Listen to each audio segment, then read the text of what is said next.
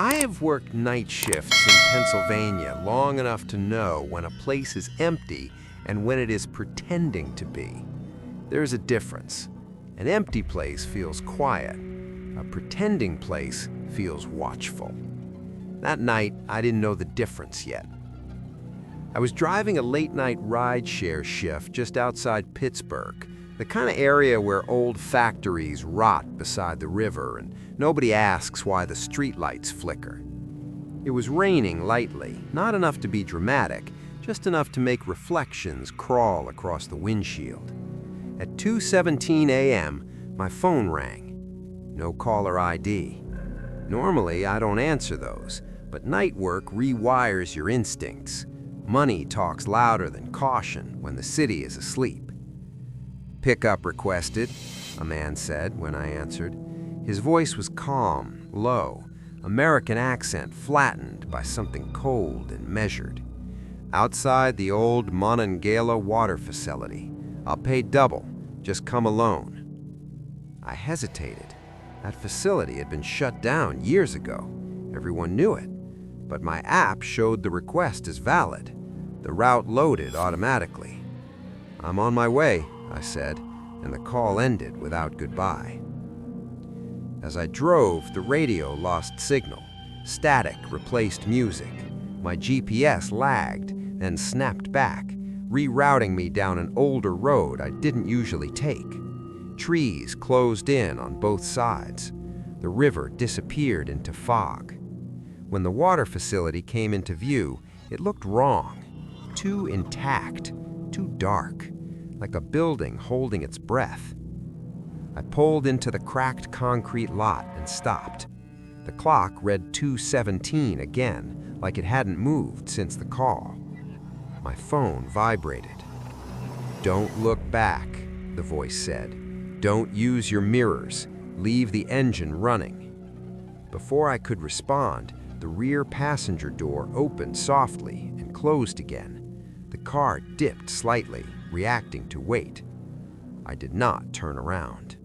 A smell filled the cabin, damp concrete, old paper, burned plastic. "Where to?"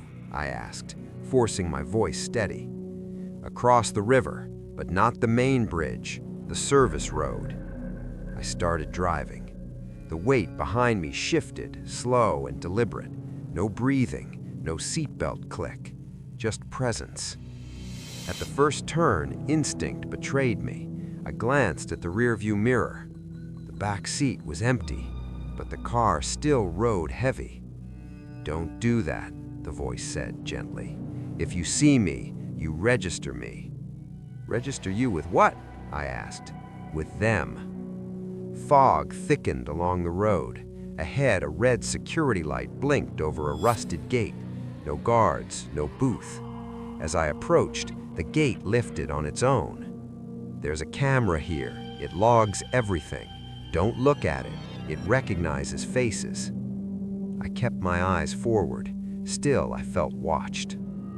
Inside the facility grounds, abandoned buildings leaned inward, windows shattered, graffiti layered over warnings. One word appeared again and again in different handwriting: "Don't wait." We stopped in front of an old administrative building marked Admin. I didn't remember turning the wheel, but the car was already aligned perfectly with the door. "This is where I get out," the voice said. "You will open the door, then you'll leave. Whatever you hear, don't answer." "What happens if I answer?" I asked. Silence. Then, quietly, "You take my place." My phone buzzed again. A message, not from any app. "Open." Rain soaked my jacket as I stepped out. The door handle was cold, slick. Beside it was a small button labeled Service, dusty as if untouched for years. From inside the building, a voice called out. My voice. "Hey, I need help, please." I froze. Behind me, the presence in my car leaned forward. "That's not you anymore. That's what waits." The service button lit up on its own. The lock clicked. The door opened just enough for cold air to spill out. Inside was a corridor that didn't match the building's layout. Long, narrow, lit by weak lights that buzzed like dying insects. Along the walls stood people, dozens of them, shoulder to shoulder, silent, waiting. Every face blurred, every body angled toward me. At the front of the line, something stepped forward. I ran. I didn't remember getting back into the car, only the sensation of motion returning suddenly, like waking up while already falling. The engine was running. The headlights cut a narrow tunnel through the fog as the facility disappeared behind me faster than it should have. My hands were locked around the steering wheel so tightly, my fingers hurt. I didn't slow down until the river lights of Pittsburgh reappeared, familiar and unreal at the same time. Only then did I look in the rearview mirror. The back seat was empty. No marks, no condensation on the windows, no sign anyone had ever been there. I laughed once, sharp and hollow, the kind of laugh you make when your body needs proof you're still in control. I told myself it was stress, exhaustion, my brain filling in gaps. I told myself a lot of things on the drive home. None of them stayed convincing for long. When I parked outside my apartment, my phone buzzed again. No caller ID, no sound, just a notification. I deleted it. The screen went black. For a moment, the world felt normal again. Inside, my apartment smelled like detergent and old coffee. Safe smells, human smells. I locked the door, checked it twice, then stood in the living room listening to the refrigerator hum. I waited for something to happen. Nothing did. I showered. I changed clothes. I lay down on the couch with the lights on and my phone face down on the table. Eventually, I slept. At exactly 2:17 a.m., the hallway light flickered. I woke instantly, not gradually, not confused, fully awake, heart already racing. The flicker happened again 7 minutes later, just like a clock correcting itself. I sat up and watched the light, counting in my head. On the third cycle, my phone vibrated. I didn't open the message. I didn't touch the phone. I turned the hallway light off. The flickering stopped. That's when I understood the rule. It only advanced when acknowledged. For the next few days, I changed everything. I stopped driving at night. I avoided cameras. I paid cash. I didn't use elevators or automatic doors. I walked everywhere, even in the rain, even when it meant being late. I learned how many places in a modern city function only because something unseen is always watching. Every 7 minutes, something tried. A streetlight dimmed as I passed. A security camera adjusted its angle. An automatic door hesitated before opening. I never looked back. I never responded. Until the building inspection. Management emailed everyone about it. Mandatory safety check, electronic locks, updated access locks. The notice included a time window, 2 p.m. to 4 p.m. I knew before the knock came. 3 taps, calm, polite. I opened the door.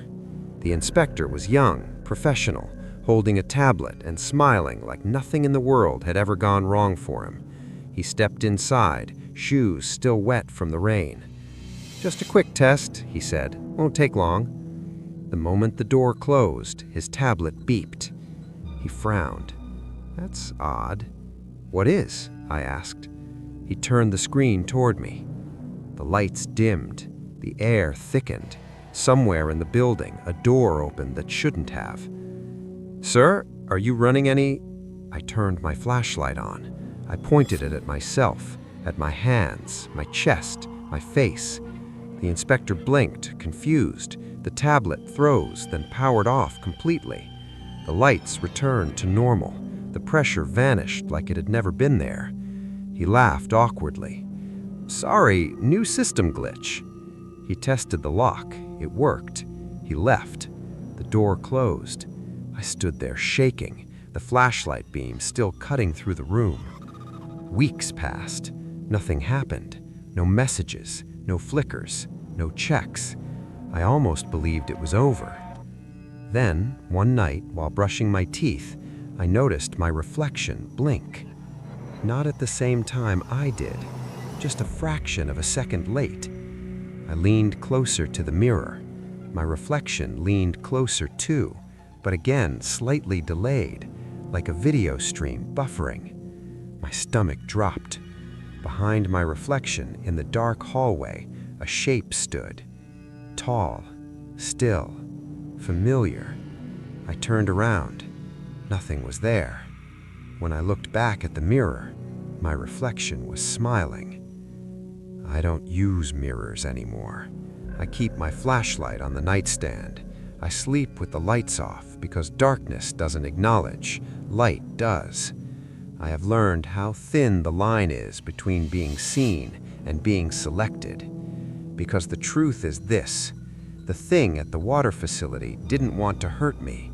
It wanted continuity, replacement, someone who already knew the routes, the rules, the cameras. Someone like me. The queue doesn't chase you. It waits until your life depends on a system opening, a door, a gate, a lock. And when it does, it checks the list. My name is still there. I know this because every night at 2:17 a.m., my phone vibrates once. No message, just enough to remind me I'm still pending, still registered, still waiting.